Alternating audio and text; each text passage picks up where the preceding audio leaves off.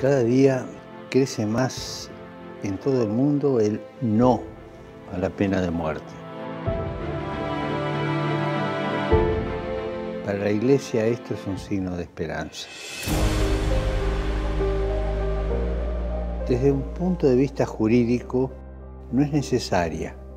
La sociedad puede reprimir eficazmente el crimen sin quitar definitivamente a quien lo cometió la posibilidad de redimirse. Siempre, en toda condena, debe haber una ventana de esperanza.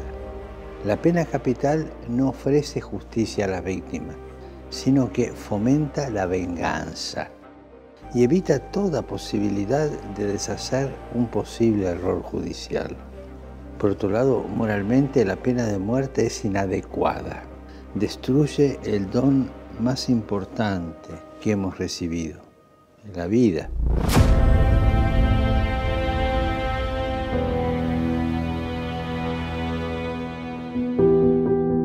No olvidemos que hasta el último momento una persona puede convertirse y puede cambiar. Y a la luz del Evangelio, la pena de muerte es inadmisible. El mandamiento "no matarás" se refiere tanto al inocente como al culpable.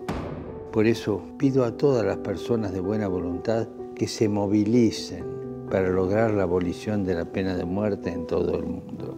Y recemos para que la pena de muerte, que atenta contra la inviolabilidad y dignidad de la persona, sea abolida en las leyes de todos los países del mundo.